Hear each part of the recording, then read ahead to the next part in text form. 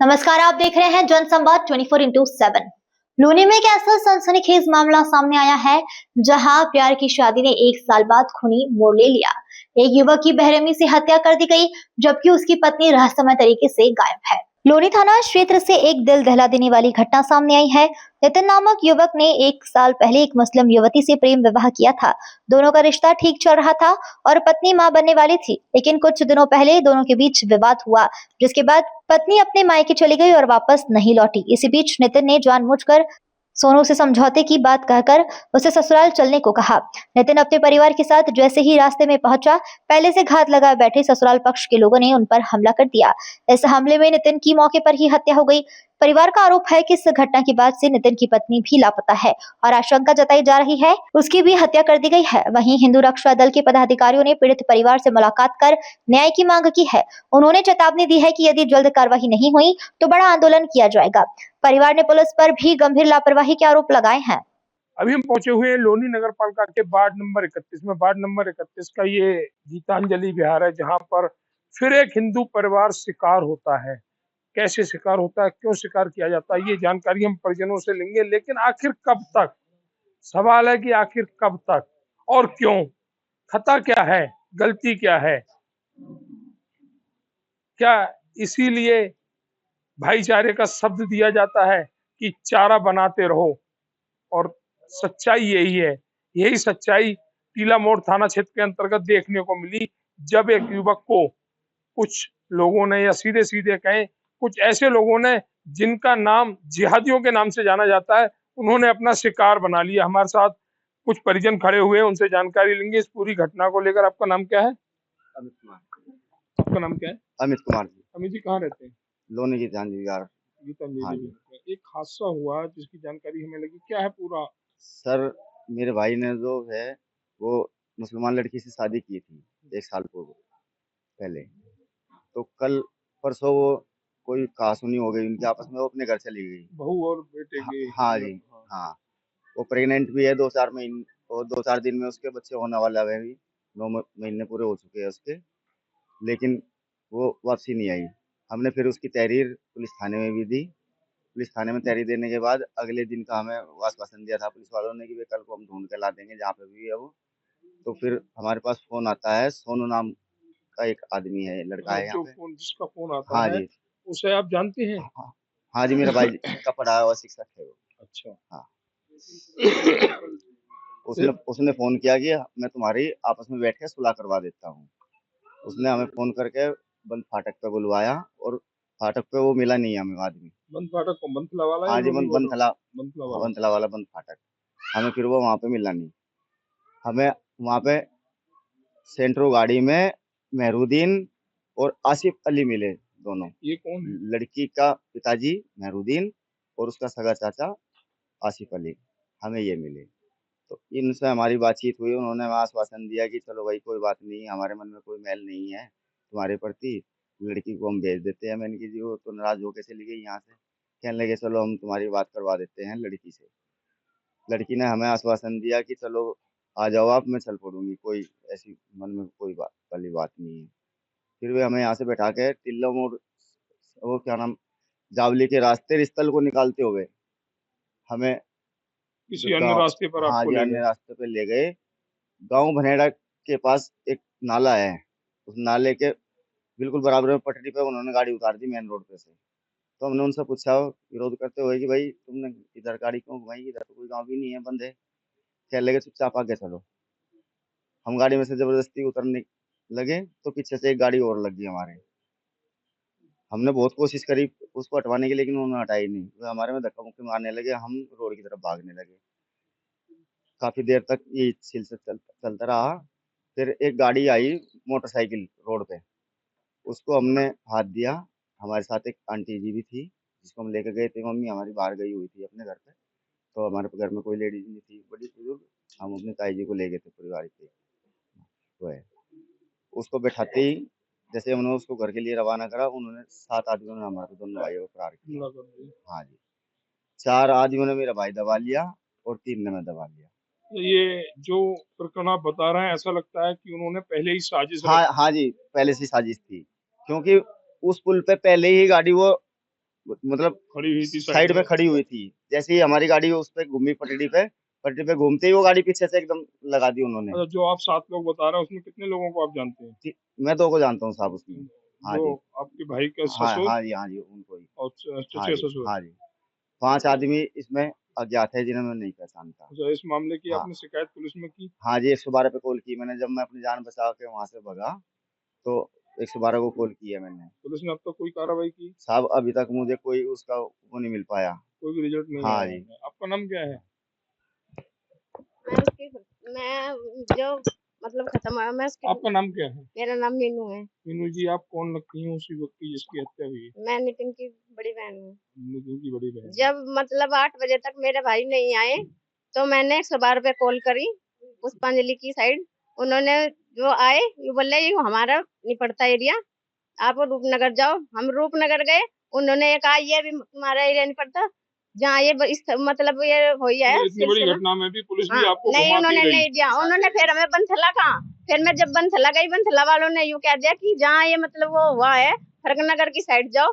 फिर मतलब हमें पुलिस घुमाती रही लेकिन हमारा कुछ भी वो नहीं करा। हमने हाथ पैर गिड़गिड़ाए लेकिन किसी ने हमारा साथ नहीं दिया। समय रहते अगर पुलिस जांच करती तो हो मेरा सकता भाई आज बच जाता।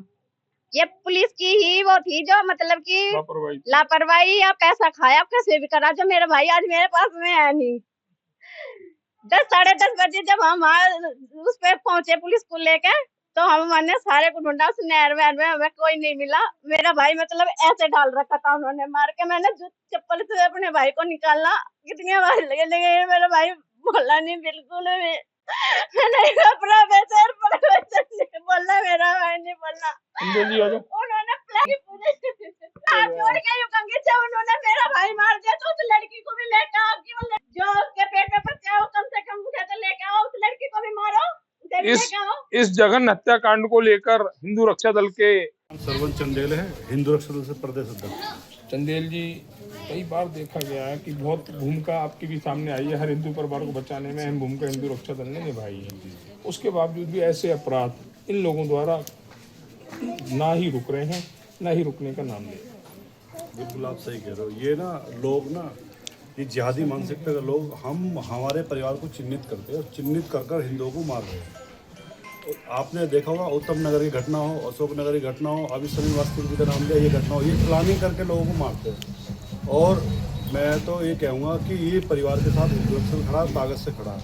इसमें जल्द से जल्द जो है उन्हें जो ना एनकाउंटर तो बहुत छोटी घटना है, उनके बुलडोजर चलना चाहिए उनके घरों पे, और उनके जितने लोग हैं इस सबको एनकाउंटर होना चाहिए। ये हिंदू रक्षा दल की मांग है। पूरी ताकत से हिंदू रक्षा दल परिवार के साथ खड़ा है और हमेशा खड़ा रहा है। इस लड़ाई को मजबूती से लड़ेंगे। और जाति और गरीबी देख के लोगों का साथ देना बंद कर दे हिंदू, कि किस जाति के जब इनके साथ खड़े होंगे या कई अमीर हैं जब इनके साथ खड़े होंगे।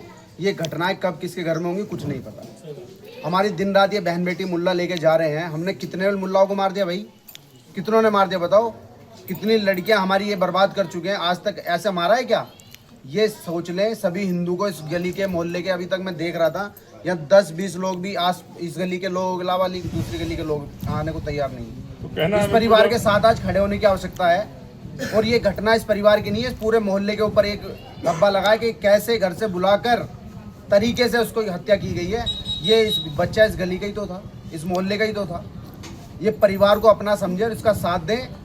और हमने तो कह दिया है जल्दी ही जा रहे हैं थाने पे।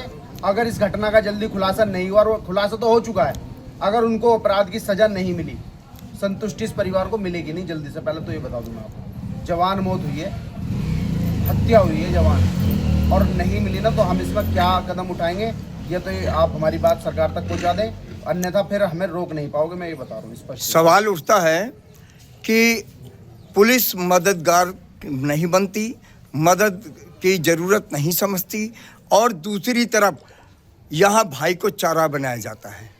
ये कब तक चलेगा? ये जब तक चलेगा जब चारा बनते रहोगे। जब तक हमने तो चारा बनना छोड़ दिया। पिछले 15-20 सालों में समझ में आ गया था कि हमारे कभी नहीं हो सकते। इनसे व्यापार हमने पता नहीं कब से बंद कर दिया है। मैं कहना चाह रहा हूँ इनकी लड़की अगर हमारे घर में आती है तो बिल्कुल फूल की तरह हम उसको रखते हैं। और हमारी लड़की को बच्चा पैदा करने की मशीन बनाए थे और 32-32 टुकड़े करते हैं ये लोग। और हमने फिर भी आज तक ऐसा कोई कदम नहीं। बताओ कितने माँ बाप ने कितने मुल्लाओं की हत्या कर दी है जो लड़कियों को लेके जा रहे हैं? एक भी बता दो आप ऐसा एग्जाम्पल। पर ये भाईचारा बनना, जो भाईचारे का जो खेल चल रहा है ना, ये जो हमें जातियों में बांटने का जो खेल चल रहा है, ये कौन लोग कर रहे हैं? उन्हें आज इस परिवार के साथ देने की जरूरत है। अनुज जी, जिन्हें हम फूल बनकर रखते हैं वही अंगार बन गए इस परिवार में, तो ऐसा ही देखा जा रहा है। नहीं तो जांच होगी ना उसकी भी। मैं तो ये कह रहा हूँ, अगर वो मेरा एक बात और स्पष्ट कर रहा हूँ मैं, अगर वो लड़की हमारे पक्ष में है तो वो अब तक वो भी मार दी गई होगी, अन्यथा वो लड़की भी सीधा सीधा इस परिवार को खाने का उसने काम किया है। या उसको अब तक यहाँ सूचना क्यों नहीं दी उसने? एक जो उस जिसकी हत्या हुई है, उसका जब अंश उसके पेट में पल रहा है, उसको जरा से भी ये नहीं आया कि वो क्यों इस परिवार से अब तक संपर्क नहीं करा उसने। और ये परिवार जवाब इसी बात को तो मांग रहा है, वो लड़की कहाँ है? वो अगर वो उनके पक्ष में है ना, इस लड़के के पक्ष में, तो वो भी मार दी गई होगी, मैं निश्चित रूप से बता रहा हूँ। हादसा हुआ है इसका, मेरा भाई जसनदीद गवाह है। अगर इसे की जान को भी खतरा है, अगर मतलब पुलिस नहीं कार्रवाई करेगी तो कल वे सभी मार देंगे। जसनदीद गवाह तो सामने खड़ा है ना, मार देंगे। इस नारे में हाथ जोड़ के यूं कहूंगी कि जल्द से जल्द कार्रवाई करे पुलिस, न्याय मिले आपके लिए। आपको मेरे भाई को जो जल्दी ही करते ना तो मेरे भाई आज जिंदा होता बस। और अगर वो लड़की उनके पक्ष में है, उसे वो जब भी दिखाई दे, जो हमारे पक्ष में है, जब भी हमारा वारिस उसके पेट में है, हमें अपना बच्चा चाहिए, हमें उससे कोई विश्वास नहीं है। जब उन्होंने मारा जीता बंदा मार दिया, उसे भी मार देगी वे। फिर जो मार दी गई है उसकी लाश दिखाओ, और जब जिंदा है तो वो जब भी दिखाई जाए। दिनांक 30 मार्च 2026 की रात्रि में टीआरबी के माध्यम से थाना टीला मोड़ को एक सूचना प्राप्त होती है कि भनेड़ा पुलिया के पास एक व्यक्ति अचेतावस्था में पड़ा है। सूचना का त्वरित संज्ञान लेते हुए थाना टीला मोड़ पुलिस द्वारा मौके पर पहुंच को अपने कब्जे में लेते हुए उसके इलाज हेतु नज़दीकी अस्पताल आराध्या हॉस्पिटल भेजा जाता है, जहां से डॉक्टरों ने उसे जीटीबी के लिए रिफर किया। जीटीबी में डॉक्टरों ने जांच के दौरान उसको मृत घोषित कर दिया। शुरुआती जांच में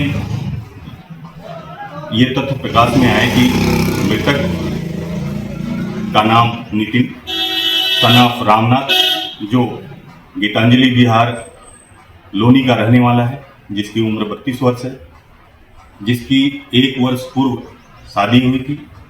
विगत कुछ दिनों से पत्नी से अनबन थी।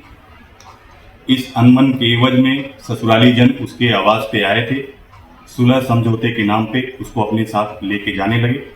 रास्ते में जो है विवाद की स्थिति में मारपीट हाथापाई होने लगी और ये घटना दुखद घटना कारित हो गई। इस संबंध में अब तक 2 लोगों की गिरफ्तारी सुनिश्चित की गई है। घटना में एफआईआर दर्ज कर अग्रिम विधिक कार्रवाई की जा रही है। फिलहाल इस मामले में कई सवाल खड़े हो रहे हैं। पत्नी कहाँ है? क्या यह पूरी तरीके से सुनियोजित साजिश थी, या फिर सबसे बड़ा सवाल, क्या पीड़ित परिवार को इंसाफ मिलेगा? जनसंवाद 24x7 इस खबर पर लगातार नजर बनाए हुए हैं। बने रहिए हमारे साथ।